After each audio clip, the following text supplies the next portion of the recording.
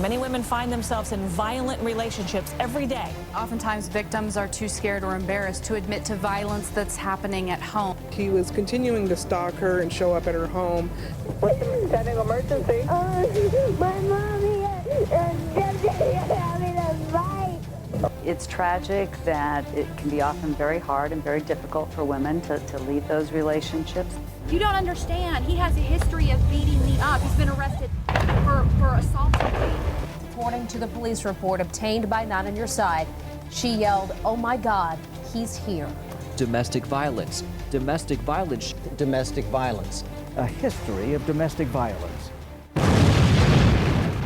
We need to stop being so reactive to violence and start being more proactive.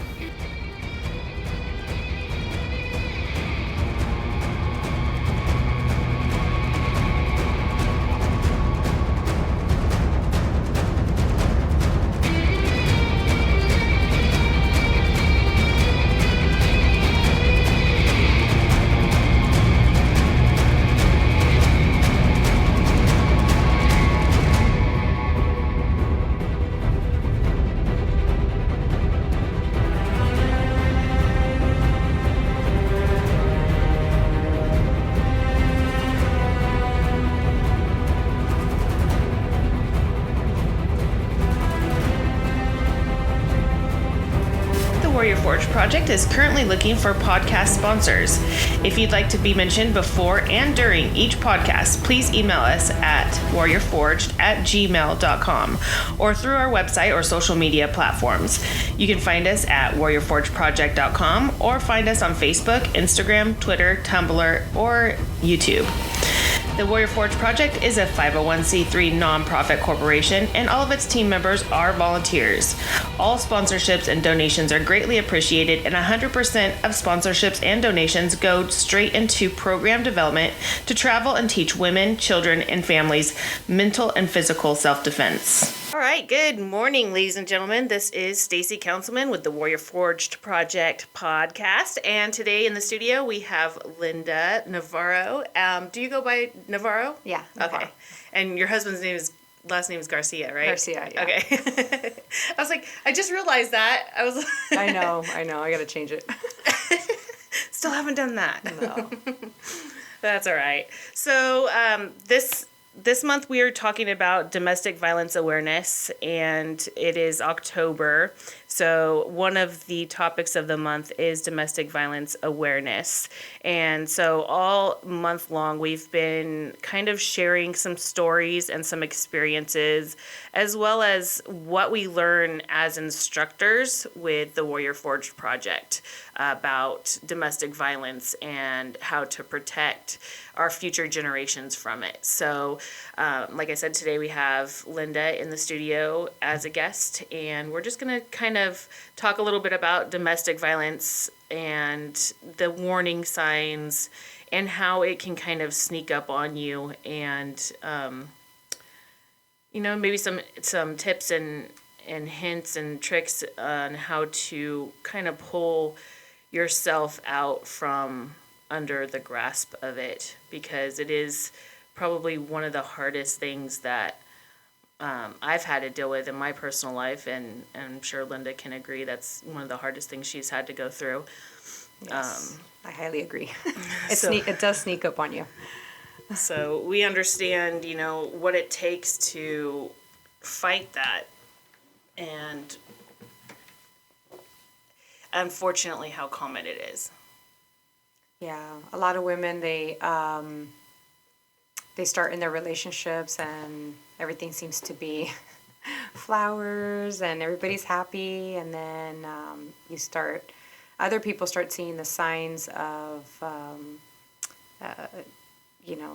the guy being possessive and where you can go, where you can't go, and, the girl ends up being very blindsided by it because they start having feelings that they've never had before. And of course, other people can see it because it's not normal. And so when you're in a new relationship, every relationship's different. So you don't really know what is normal, what is not normal. And it does depend on how you're being raised, are you being raised to stick by your man, or are you being raised to be an individual? So that makes a big difference. It does. Environment and growing up and how you were raised makes a huge difference. And that's why I think for me, I grew up in a different way, and then I had things that I dealt with in my 20s. And for my children, I've always been, telling them, don't make a decision on a life partner until you're 30 because you change so much. You don't know anything outside of your parents' home, and I want them to figure out who they are before they choose someone based on the environment that they grew up in. Even though it was a great environment, And I don't want to blame the parents for it. It's that generation that we grew up in, and so that's how we learned. But now we're in a different generation, so it's our job to change it, and we have to change it because it can't be like that. It can't stay that way. Not if our children want to survive in the future, they have to know how to be independent. They have to know how to love themselves before they love someone else. It's interesting. My parents really had a great relationship, and all of my siblings and I are from the same two parents, which is not common anymore. Yeah. But I had a weird idea of what the ideal relationship was, and so in my case, I just I figured everybody had little bumps in the road, but I never expected things like arguing all night about finances in my 20s and being yelled at and being controlled, and my spouse having a problem with my friends, started controlling my friends. Yeah. I think that's when I really started having a problem in my first marriage, was when he started controlling who I hung out with. I chose to be I mean, I had the same experience, being married for, I'll say 11 years, 10 to 11 years. It was 12 years. I got married young. The sad part of my story is that I saw the signs, and just being that young girl in love, thought, oh no, he'll change. He loves me, he'll change. We'll have kids, he'll change. But that wasn't the case. Like you said, it started, great in the beginning, and we both wanted the same thing. We both wanted to have a family because that's what we were told we're supposed to do is, have a family, get married, have kids, and, have our jobs. But no, then, it just started becoming like who you can hang out with, and, when we go out, you need to sit in the corner, you need to not talk to anybody, and it just took away who I was as a person, because I'm so bubbly and I talk to everybody and I'm super friendly. And then people started commenting to me like, hey, are you okay? What's wrong? You're just not, you're usually up and dancing, and you're the one that starts the dancing, and, that you're not doing that this time. And so little things like that, started changing. They start alienating you from your friends and your family, and then that's where you get trapped, because then you end up alone, and then you feel alone, and then you're like, well, forget it, I'll just deal with it on my own, because you think no one else is there. And then when you tell them about it, they change for a couple of days or a couple of weeks. And so you think that you have this illusion that you can change them, because you get in a big fight and have a big blowout, and then they turn around and get you flowers and...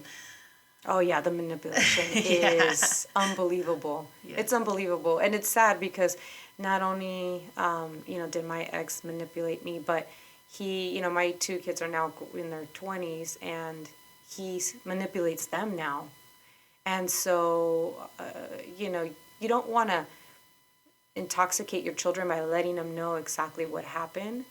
But then you have to kind of tell them the signs. And there's a point that you have to educate them about what it is to be manipulated, because they don't even understand what that word means. Right. But as the kids got older, they started understanding, without me having to tell them the whole story, they started understanding who They he start to was see it. as a person, yeah. And so then they're like, well, hold on. Now I get why mom left. Now I get why, you know, she's picking a certain person now to be part of her life. Like, it's totally different. It's like day and night, being in my house and being in his house. Oh, yeah. So I just wanted to be what I have now to teach them that, you know, there can be healthy relationships. Absolutely. And you can be happy. You don't have to argue every time you go to bed. And, you know, be sad and sleep by yourself. That's when I met John. I was like, it's too good to be true. There's no way that I can be treated this good. He's got to be hiding something. Yeah. And it's really sad that because of the way we were treated before that we have this really hardened trust issue, you know, at that point. Like, you don't put your guard down. There's down. no way. Like, he was buying me stuff and all that, you know, beginning of the relationship stuff. Yeah. And then, you know, the little pickup lines that they feed you. And you're okay. And how You're okay with it in the beginning. But you think that it's going to go away. Exactly. Like, there's no way this is going to last. Yeah. And then it does. Yeah. And you're like, we've been together like 13 years now, and it's still, you know, going strong. So it's amazing. Like, if you just let go and you're able to be the person that you are deep down inside, and I think you start learning, like, you know, like I dated, and so you have to learn who to let your guard down on, you know, you know, especially our husbands now, where if we dated before, you know, I know my guard was up the whole time. And then I let it down for a little bit, and oh man, they would get me. It's like, oh, come on, you know. It's like, how did I not see it? Right. You know. Then you get upset with yourself because you're like, I knew that and I felt it, but I didn't do anything about it. I let it go. And so now, when you meet the nice guy, you meet the right guy, you're really hard on that person, and then you have to like sit there and explain to them like why they don't understand it, and then you have to now self-reflect on yourself and say, okay, you know what, I do have a good guy, and I'm not going to ruin that by being so angry with the world and hating men, and because that's how women are, just they start becoming very vindictive, and they're just angry. Women when they get angry, oh my gosh, it's like, get out of my way, you know, and it can really damage you. Yeah. So it's like, you have to learn to be okay with accepting flowers, or he's going to open the door and you're on like going on 2 years, 3 years, and you're like, wow, like, okay, this is awesome. Like, I didn't even know this existed. Why? What did I do? You start thinking like, what did I do that I didn't get this before? So that crosses my, and it still crosses my mind. I mean, you know, Nathan, he bought me jewelry for my birthday, and I'm like, I don't ever receive jewelry ever in my life, and I'm like, I didn't You're like, did you do something?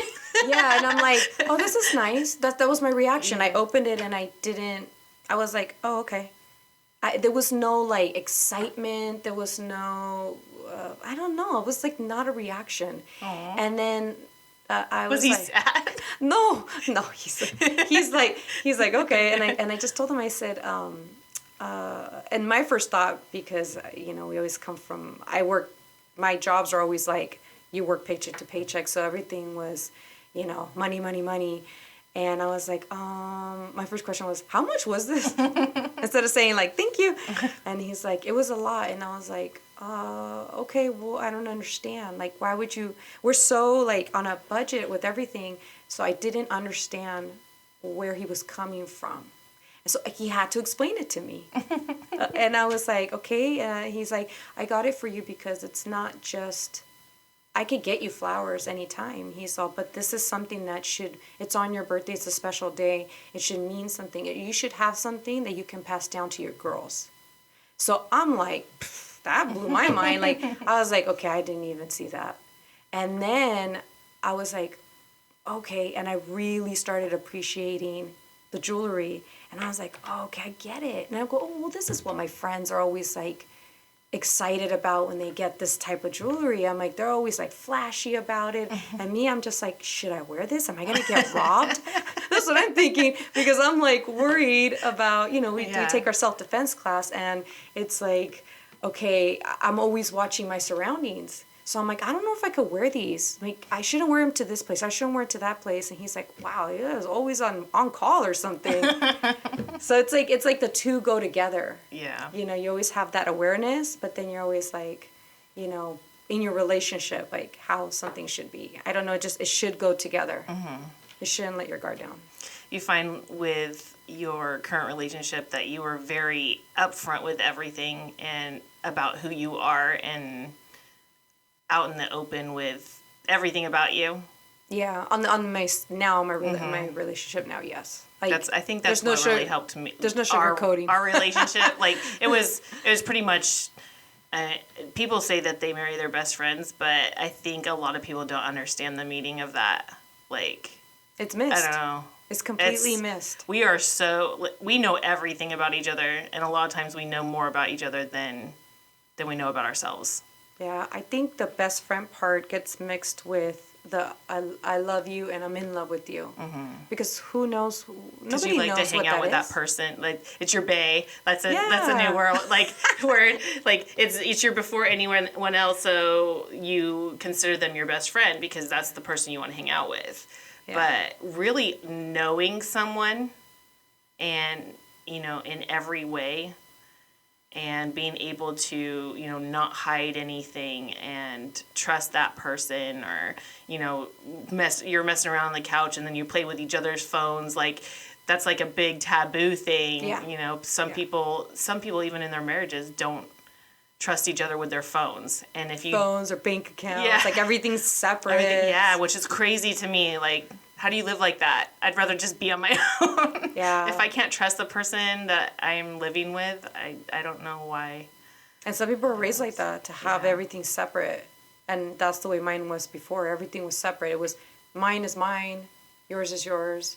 And I was like, it's supposed to be like this? Like, I would always question it. I'm like, well, why can't it be both of ours if we're both own everything together? Right. And then with this new relationship, everything is shared. And I'm like, oh, this takes off a lot of pressure, because, it doesn't matter what card you use. It's coming from the same money. We're both working really hard. Mm-hmm. So why should we not be entitled to what we want? Right. And obviously we like the same things. So whatever he gets, I'm going to like, and whatever I get, he's going to like. Yeah. So it kind of just like falls in place. So like you said, it does make a big deal of, when you meet people, don't just meet him because, oh, he's cute and, all the girls want him and this. No. Hang out with them a bit. Mm-hmm. Get to know the person, because... What are their habits? What are their goals? What are their views on the world? Because that's really important. That I don't understand how, when I see couples that have completely different political views, religious views, I don't understand how do you get along? Because you don't. Those are like the biggest things to have in common. Your beliefs, your world beliefs, your views on the world. That's a little tricky. I think the religion part is a little tricky in ours, because I was like hardcore Catholic and Christian, and then he comes from a Catholic family, but he doesn't. And I'm just like, he's just not. He's just more like, what do I tell him? He's one with the world. He's one with the universe. That's kind of how we are. But I like it. It's different. It's something that I've never known. And I just met my cousin in Mexico, and they're very spiritual. And it was like, I hung out with them for 4 days, and I completely enjoyed how they got married. It was so different from your original wedding. It was more like the Buddha, more spiritual, one with the world. It was the light. I mean, it was very different. Mm-hmm. And I'm like, you know what? Nobody says that this one religion has to be cast in stone. It's whatever you both believe, because you're going to be in it together. What is going to benefit both of you? And if it makes you feel good, why not? Mm-hmm. So at the end of the day, it has to make you feel good. And that's our thing right now. That's our motto right now at the house. anything that's in the house, if it doesn't make you feel good, it's out of here. Because you can't have respecting people's you can't have any negative vibes in the house. Let's go back to finances, because I think that's a huge warning flag in some abusive relationships. And I know discussing finances can be one of the most stressful things in a relationship. And the differences, let's discuss the differences between arguing about finances in an abusive relationship versus arguing about finances in a healthy relationship. Well, I came from arguing about the finances and then going into, and mine wasn't always physical abuse, it was more mental, verbal abuse.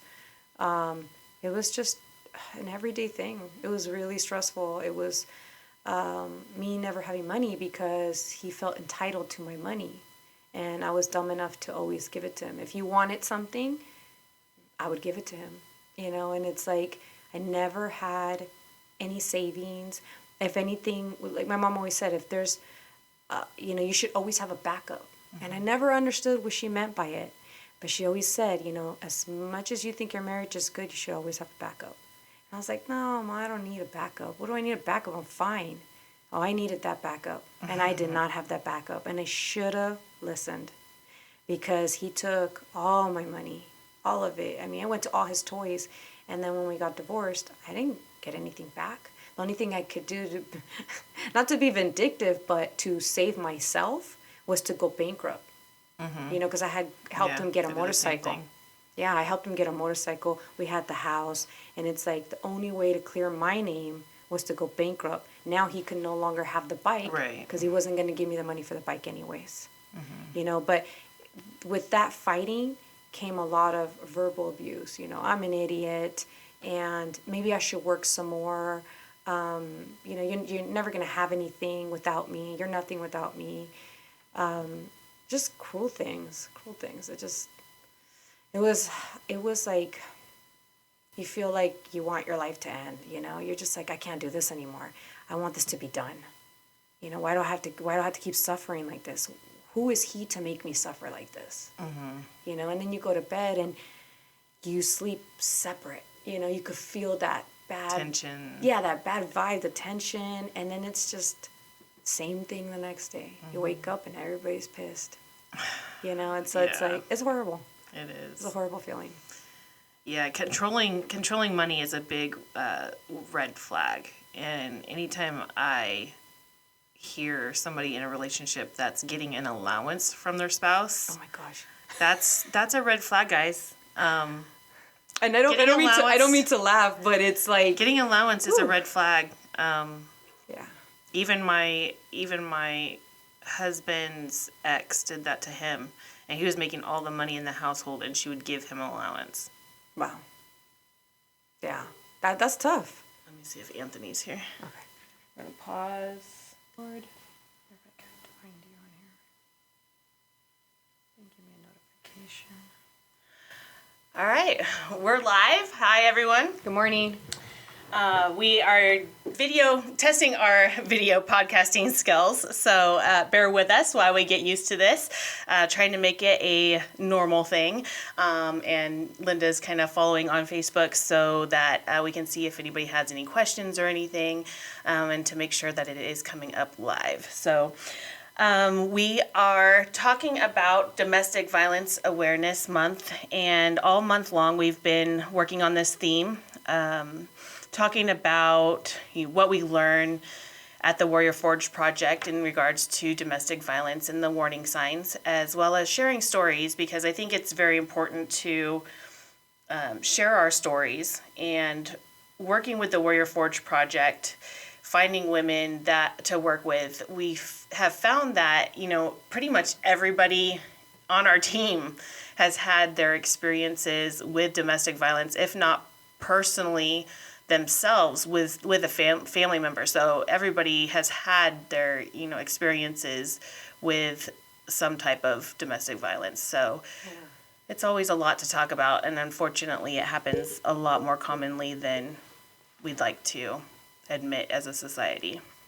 Yeah, somebody always knows somebody, so it's good to talk about it instead of just shying away from it or ignoring it. Because you never know when someone's going to need that helping hand, some advice, a way out. If you don't talk about it, then that person is always going to be stuck. So one of the things we were just talking about while we were recording the audio podcast is finances and the difference between arguing with your spouse about finances and somebody controlling the amount of money that you get. Say you get an allowance every month or every week, or you're only allowed to spend so much money. And it's different than creating a budget. Yeah, it's, I don't know, I have a hard time understanding that. Just when you say, for me, I'm going to get an allowance. I think we all work hard in this world, and it's like, it's a tough life to have someone over you dictating what you can and cannot do, and what you can spend and what you cannot spend. I don't know, and it's just my opinion. I just don't think it's the healthy way to do it. Everybody's entitled to what they want, and you shouldn't have somebody paying your stuff. Now, what if somebody argues, well, my husband makes all the money, so he gets to decide what it's spent on? No, I think if the one person, the head of household, is making the money, I think, in the beginning of the relationship, you're going to sit and you're going to go through all the money. You're going to go through the bills. You're going to go through what do you both have to spend at the end when everything is paid. You should have a limit. Mm-hmm. You have a budget. Yeah, a budget's normal. Yeah, so that way you don't feel like, oh, well, he's only going to give me this. Well, no, there's only so much that you can spend. So there's a difference. There's a difference. Yeah, if you communicate, then you shouldn't feel that way. And you shouldn't have to say it in that sense, like, oh, I'm going to get an allowance. No, it's what's available. And there is no black and white. If you feel like you're being controlled, you should say something, because it could be that it's a miscommunication. But if you feel like you're being controlled, you should always listen to your intuition. So Linda and I were talking about using your intuition and how she felt in her past relationships in not listening to those warning signs. Yeah, that was a big mistake. Want to talk a little bit about the stalking? My life at 18. How about the stalking situation? Oh, the stalking. That was fun. No, it was horrible. It was something that I've never in my life thought I would have to experience. Especially being married for 12 years and, being married at a young age at 18 and then getting divorced when you're like 30. You have no idea how to date. You don't know what to look for. And then you're, like for me, I was just like, oh, I want to meet a great guy. Well, I don't even know what that means. So what do you base that on? Church, maybe someone with a good job. And so I was doing the criterias and, it just, for some reason it didn't work. And, unfortunately, the person was very religious. The person did come from, how should I say it? I don't want to say their job, but they had authority. They had a lot of authority. And so it just, I think that person's job got a little bit over their head, and that made them controlling as well. So not only could they already have been controlling, their job duty is to be controlling. Right. So So he wanted to control everything in his life. Oh, yeah. I started seeing it, and I only dated the guy 1 year. So I started noticing the signs not till the end of the year.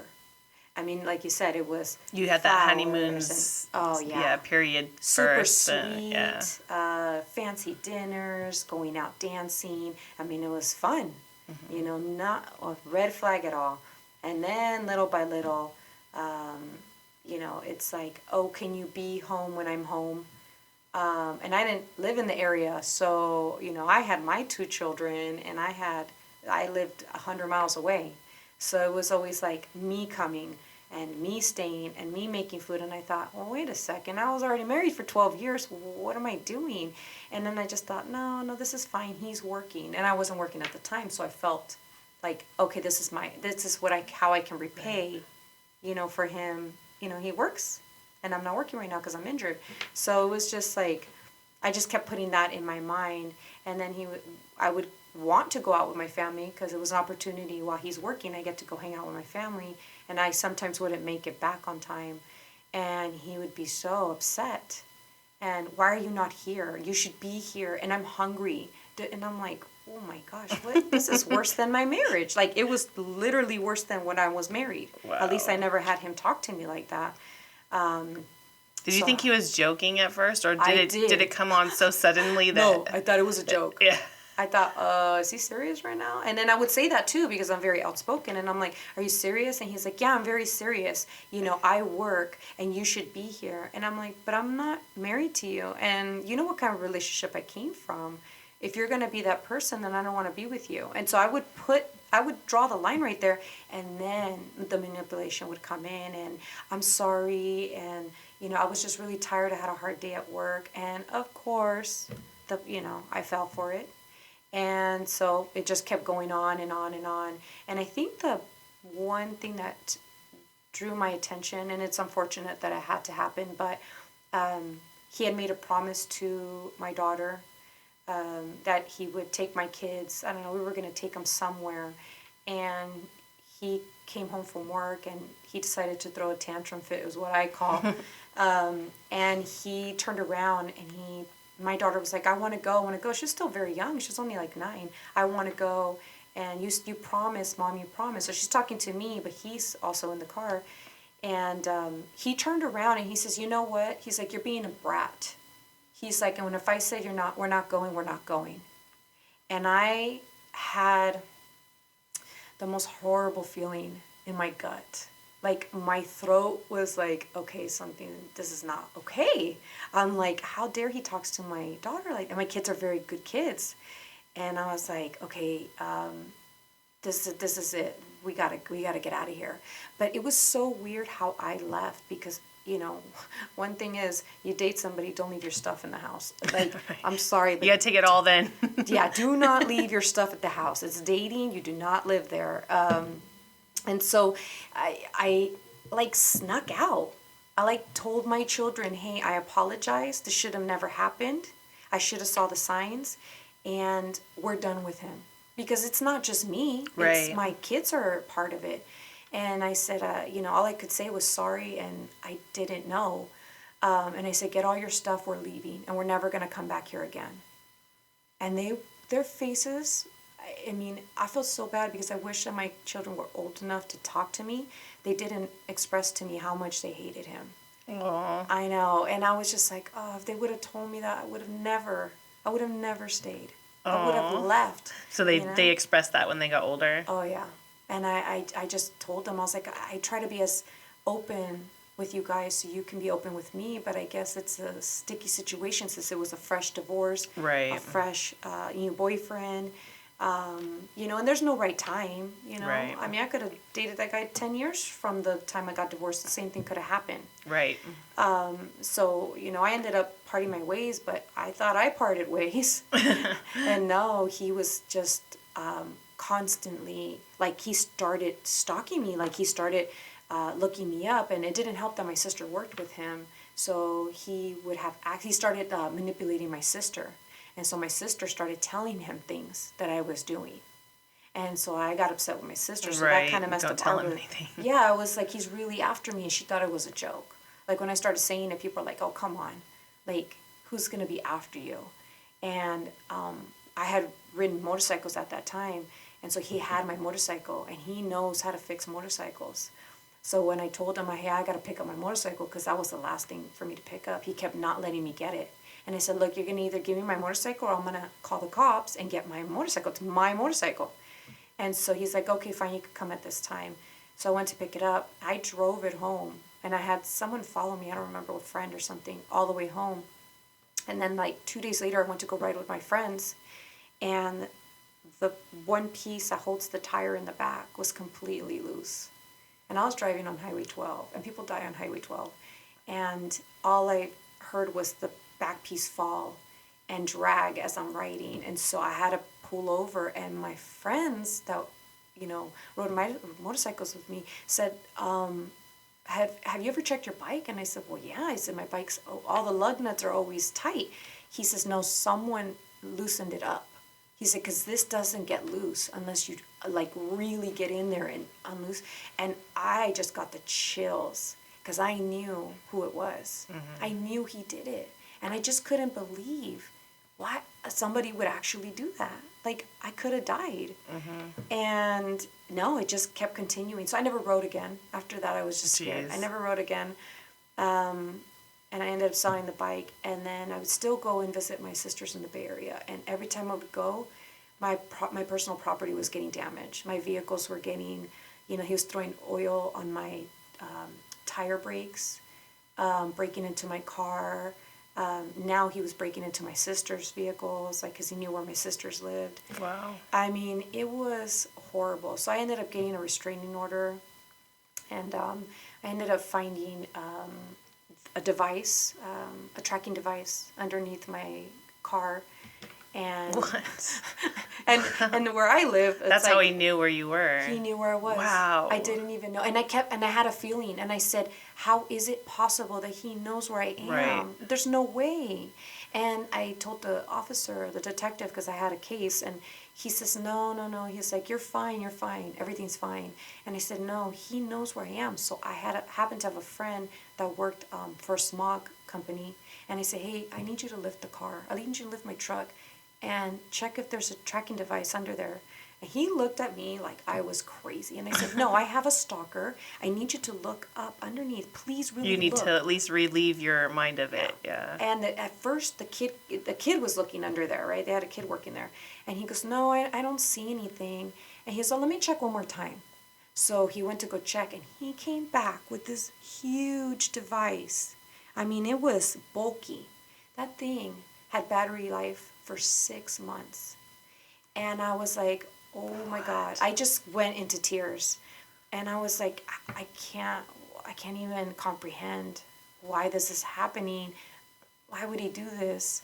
And I ended up calling the cops, and the cops, they didn't even understand what it was, because stalking doesn't happen. It's never happened in our small town.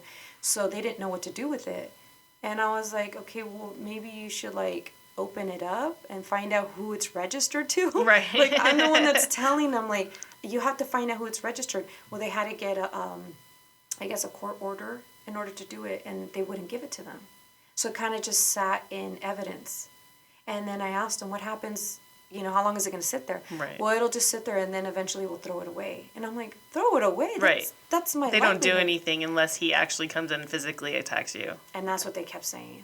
And I was like, oh my God, this is ridiculous. So I started, carrying knives on me.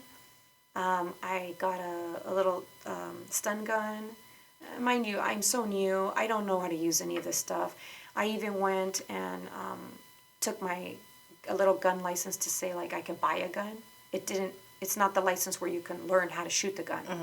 And I was getting advice from the officers yeah, he's trying to kill you. You should carry something on you. You should have something on you. I mean, I would have knives on me, the knives were that big, and they wouldn't even confiscate them from me because of my case. And they're like, you know how to use that thing? And I'm like, no, I don't. But if he's in front of me, I'm going to. Right. And so it was just, that was an ongoing thing for 4 years. Jeez. 4 Yeah, and there's years. nothing really, and if you're listening to this, restraining orders are definitely worth getting because it helps kind of monitor the person that is doing this to you, is abusive or stalking or anything like that. So it's definitely worth getting, but it doesn't protect you. It will not protect you. I learned that the hard way. Yeah. I went into Safeway, and I saw him, and my heart dropped, and I went into panic mode. And you think you're not going to, because I'm not afraid. I wasn't afraid. I think I'm a tough girl. But I ended up shaking, had my newborn with me. So it was I was on flight mode where I don't care about my life, but he's not going to hurt my daughter.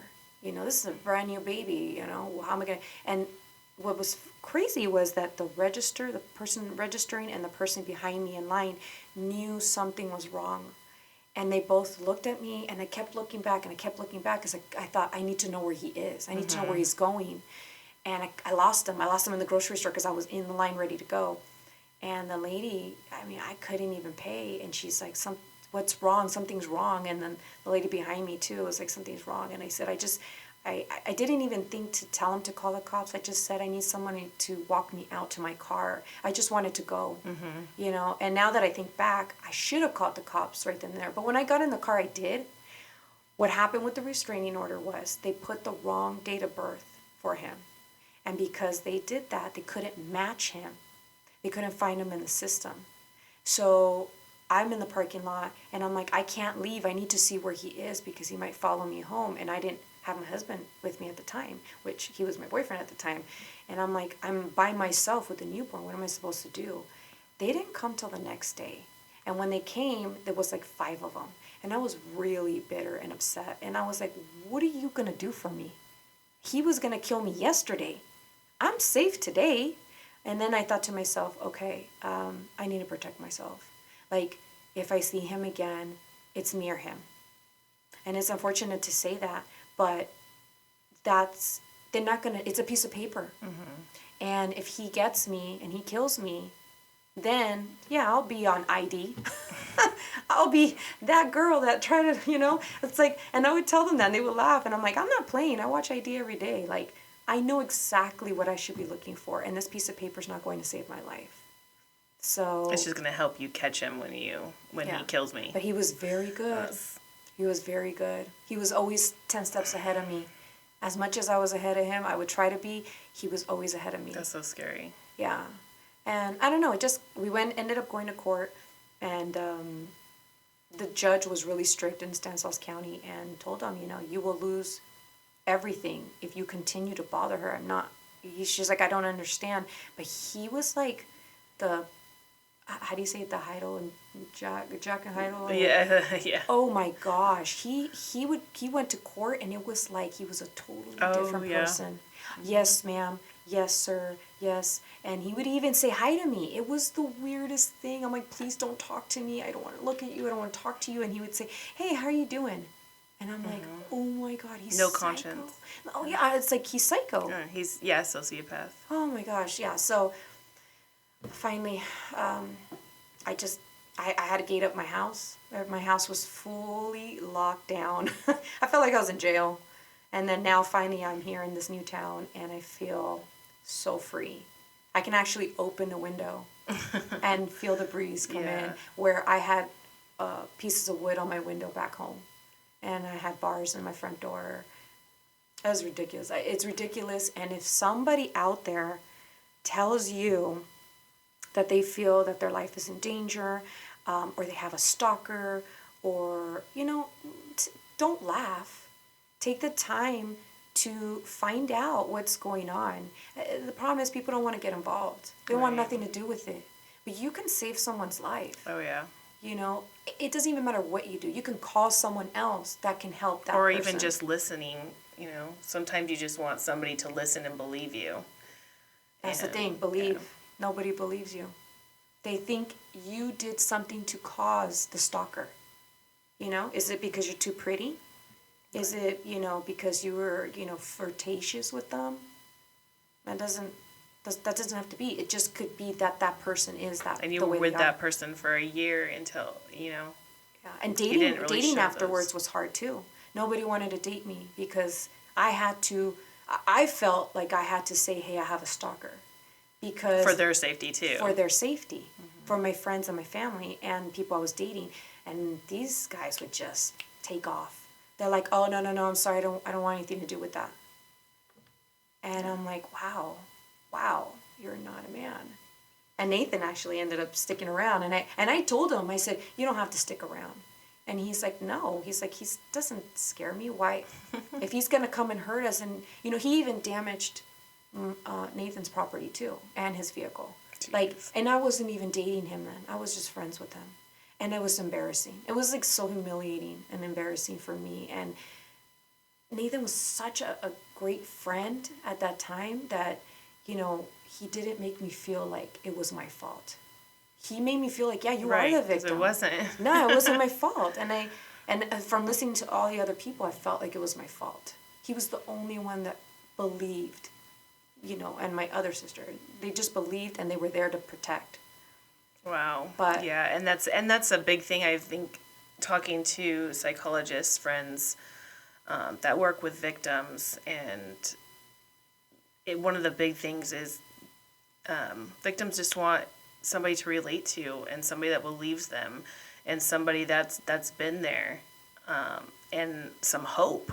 You know, you want hope that you can live a different life and live the life that you imagined, because that was definitely not it.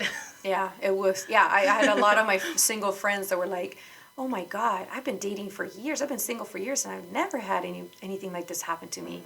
You divorced one time, and 1 year later, you got a stalker. Like, well, that makes me think of, you know, most women that are in an abusive relationship, and sometimes they tell themselves that they're not in an abusive relationship if it's not physical. And mental abuse is such a huge part of domestic violence.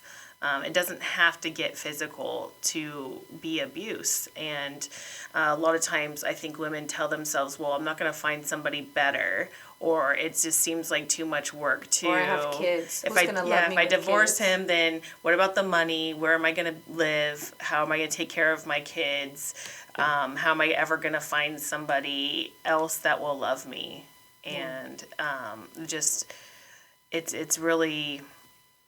It can be a downward spiral, and we really need to be there for those women. And if you see the warning signs, it's very important to, you know, make friends with that person. See if they just want to talk, if they just want to go to coffee, and maybe you can help them through that. Yeah, it's just encouraging. Like, I definitely, with all the experiences that I've gone through in my life, I love talking about them, not because I like to remember what happened, because, you know, when you talk about it, you remember everything, and it just kind of puts you back in that place. But I want to talk about it because I know there's someone else going through it, and they are looking for an exit. They need to know how to get out of it. And my door's always open. I always tell people, like, come and just talk to me. I'll tell you. Maybe it might not be the right way, but at least you know that there is a way out. There is. The grass is greener on the other side. And it doesn't mean that it's greener because you found someone. No. It's greener because you got out of a toxic relationship. And now you have time for yourself. You have time to find yourself and believe in yourself, because you doubted yourself. That's the reason why you're in the situation, because you didn't believe in yourself. You didn't think you were strong enough. But you are. You are. You are strong. So, you know, I want to share that with everybody, that, you know, you can get out. You can. You just have to. And it's a struggle at first with my, you know, in my circumstance, it was a struggle with money, and it took me 10 years to change my life. It took me 10 years to change everything around to where I am, you know. And it was a struggle, but it was 100 times worth it. You know, it was worth living paycheck to paycheck. It was worth my kids eating grilled cheese and macaroni and cheese and top ramen, and water, you know, water and milk, and living off WIC or whatever you have to do, you know, to survive. It is worth it. Yeah. I mean, I lived, you know, you can live pretty inexpensively and be happy. Yeah. And I can remember those days of, you know, struggle. And even when I got with John, when John and I were dating, you know, his wife was very, very abusive. She is a sociopath. And she was very manipulative to the courts, and he had to pay a lot of child support. And I took all my ex-husband's debt. And so even though he was making pretty good money and I was working and making pretty good money, we had like no money and kids. And you know what though? It was worth it. It was worth that freedom of mind, of no stress on me to be a specific person, and that weight, you know. The weight, and it's not. There's no amount of money that's worth staying for, and those are just material things. There's enough of us women out here that will help you with things you need. You know, the Warrior Forge Project is here and trying to grow and help women out of that, you know, fear of staying, and trying to train young women to not get into that position in the first place. So yeah, I think they need to know, you know, our generation is a lot different than when we grew up with our parents. We didn't know there was even red flags back then.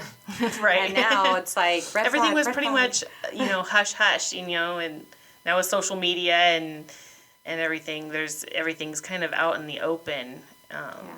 Which there's, you know, there are good things about it and there's bad things, because right now obviously there's going to be a lot of people that are very opinionated about what we're talking about. You should see if there's any messages. I know. We'll be better with this next time, guys. I should have my iPad in front of me so I can answer your questions and talk to you guys, but this is our first time, so we'll get better. See, it's not even pulling up the... I see the messages on the screen, but they're way over there. See, and I don't even see that you're on Facebook. Like it didn't give me a notification. But obviously, we're on Facebook Live because I see the messages. Yeah. But see, it doesn't... And my phone hasn't rang and interrupted it yet. That's good. So I must have done something right. Yeah, it doesn't let me... It doesn't bring me up to your Facebook Live for some reason. Even when I pulled you up by name. It doesn't... It's not. It's on Warrior Forge Project. Oh. You're looking on my personal. Ew. We should have known that in the beginning, huh? See? Just little fixes, you know? There's so much to talk about, though, in regards to domestic violence awareness. And it's just such a huge topic and such a huge problem. Hey, there we are. You found it. Yay. Oh, it's gonna talk. And now she's like, 10 seconds behind watching. Yeah. Yeah, I get to see us. Oh, but you know what? I don't see... Why don't I see? I don't see... Oh, there they are. I was like, opinions are like... Love you, ladies. Hi, Amy. Okay, let's see. So, yeah, we're trying to figure out what the best platform is for live video, as well as how to do all of the video, the audio at the same time. So... I know, it seems like there's more comments on there than what I'm seeing. Yeah. Well, we'll answer them later. Yeah. Sorry, guys. We're still working on that. Yeah. We'll have like an iPad here so we can... We'll have that covered next time. Yeah. We promise we'll get better at this. So, yes, just so you guys out there know what we're doing, we're going to have a different topic every month. It's been hard for us to do podcasts weekly, let alone monthly or quarterly, because we're so busy out there doing our thing. So we are going to try to have a theme of the month. So obviously October was Domestic Violence Awareness Month, and we're ending it with the podcast. We are doing a seminar at Beale Air Force Base this coming Tuesday. For families in regards to domestic violence awareness. We have, with the Warrior Forge Project, we have 4 more seminars this year. We have one in LA this coming weekend on Sunday. We have one in Tulsa on November 9th, and we have one in Atlanta on November 7th, and then we have one in Boise on November 17th. I believe it's November 17th. check our events. Make sure. Those are our final 4 seminars of 2019. We should be doing a lot of seminars in 2020. And we're continuing our program. Obviously, we're going to Tulsa and Atlanta and Boise, so we are spreading our wings and trying to get the word out there. And we are developing other programs as well. So we're busy out there doing seminars as well as training our instructors to teach self-defense. And if you're new to the Warrior Forge Project, our mission is to inspire and empower women, teens, families, and children to be the best versions of themselves and learn self-defense through martial arts, and to develop that, empowerment to not fear walking on the street or the possibility of getting into an abusive relationship. We want to train women and train children to prevent violence from happening to them. And that is our goal and our mission, and it's going strong.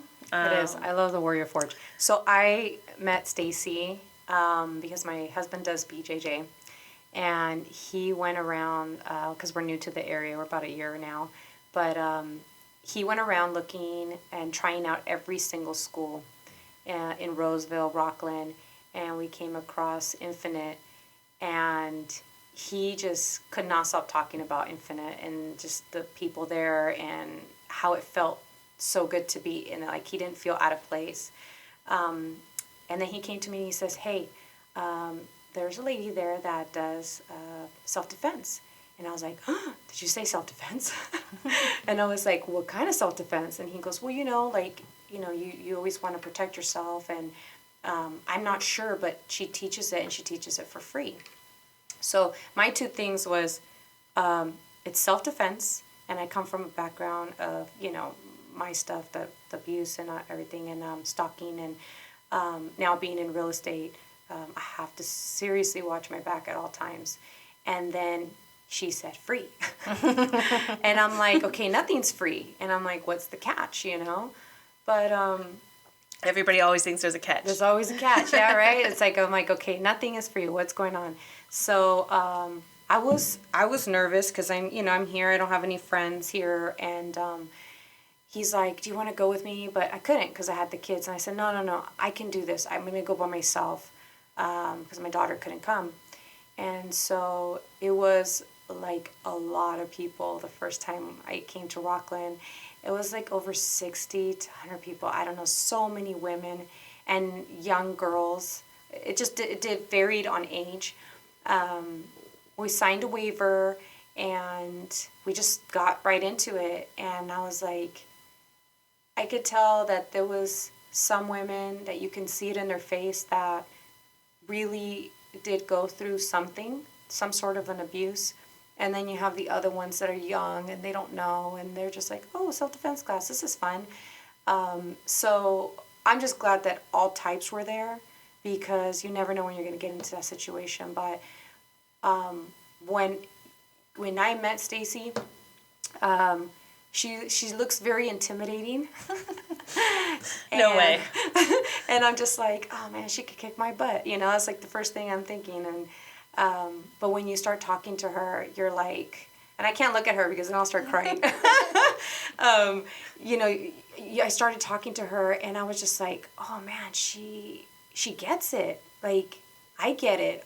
I can't believe she's doing this. Like, where has she been all my life? I mean, I needed this. I needed somebody like her 4 years ago. I didn't have anybody else, completely alone. And not only just her, but the team that she was working with.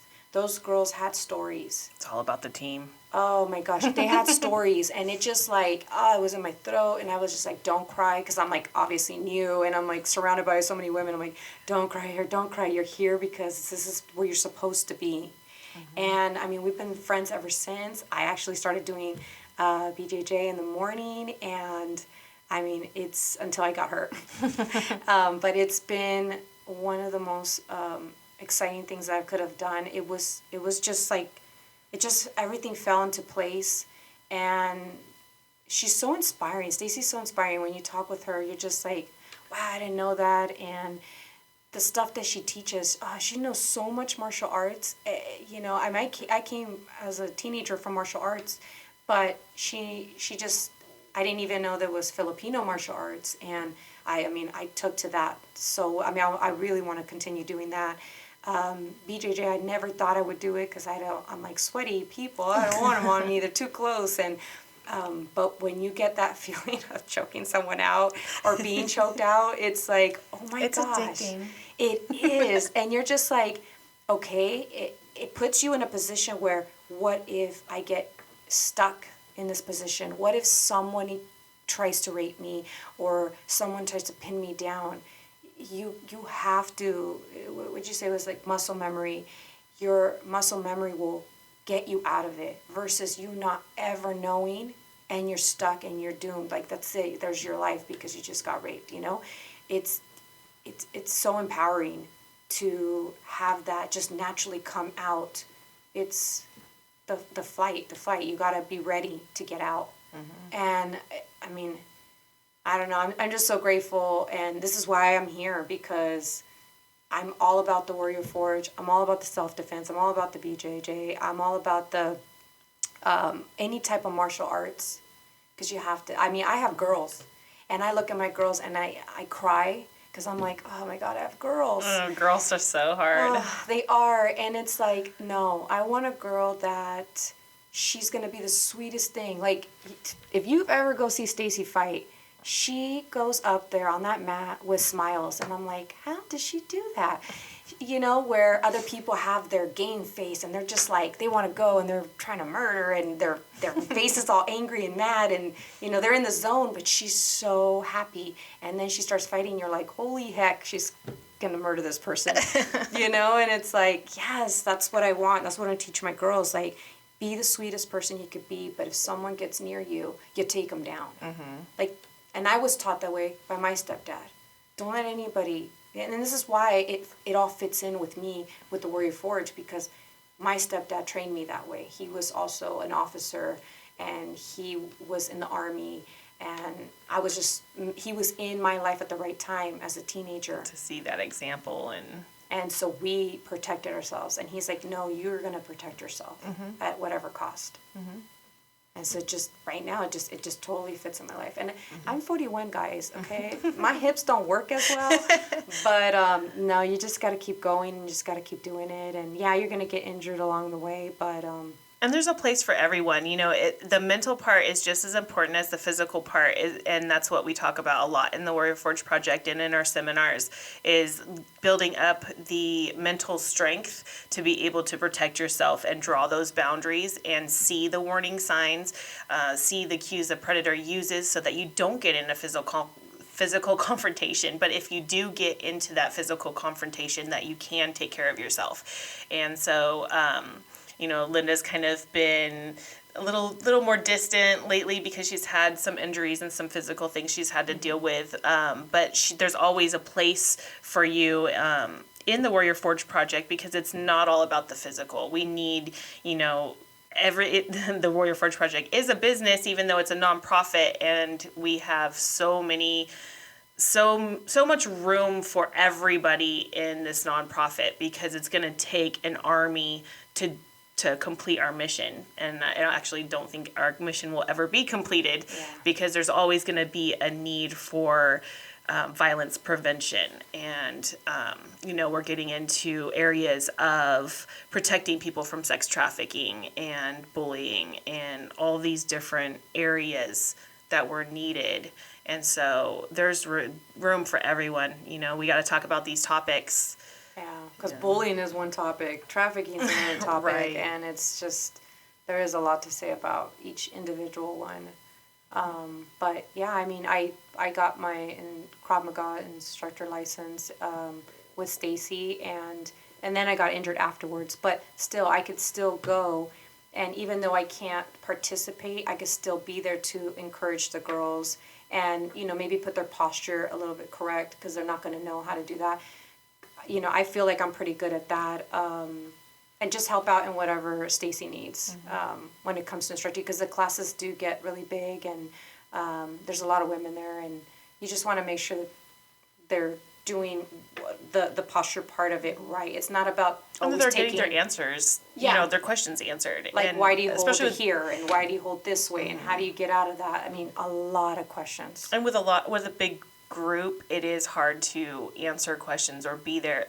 Sometimes with a big group, if there's only a couple instructors, there might be somebody like you in the crowd that really wants to talk to us, but feels like, oh, it's too busy. Maybe I'll email them later. But it's important for them to be able to reach out to us at that time. So it's important for us to have enough instructors that the women in the class can reach out if they want. And then you have your different class of people in there too. You have your shy people, and then you have the aggressive people, and then you have the clowning around people. Yes. So it's like you gotta kind of keep everybody in order, because you don't want anybody getting hurt. The goal is not to get hurt. The goal is just to learn the technique.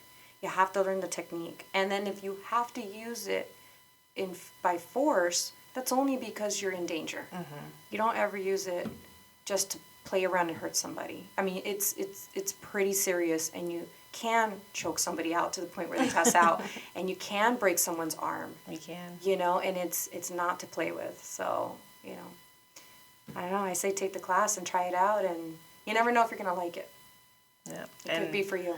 If you have ideas on topics or you want us to talk about specific things, send us messages, email us. Yeah, if you got a story, sometimes talking about your story really puts the weight off your shoulders. So I have several friends that are going through some stuff, and I've told them they're more than welcome to come and join our podcast and talk about their situation, because it's something that's happening now, and they're in a situation where they have to figure out what they're going to do now. This is not something that happened in the past. It's something that we could help prevent in the future. Right. We could save their life. So yeah, reach out to Stacey, and we'll be here if you guys need us. Absolutely. All right. Love you guys out there, and we will, like I said, get better at this podcasting thing, especially the live part. None of us are real excited about being on camera, but we know that it's part of, social media and what we have to do to get the word out there. So, if you have any suggestions or want to be on the show or have a topic or want to send in videos of, talking about your experiences, that's all available to you. So reach out to us, and remember to be your own hero, be Warrior Forged. Thank you, guys. If you or someone you know would like to be on our podcast, please message us through our Warrior Forge Podcast Instagram, Facebook, or email us at warriorforgepodcast@gmail.com. We always talk about bullying and current affairs and events, and of course self-defense and martial arts. So if you or anyone that you know would like to talk about any of those subjects, or if you just want to come on the podcast and chat with us, that's fine too. Let us know, and we'll get you set up with a time to come on. Until next time, remember, be your own hero. Be Warrior Forged.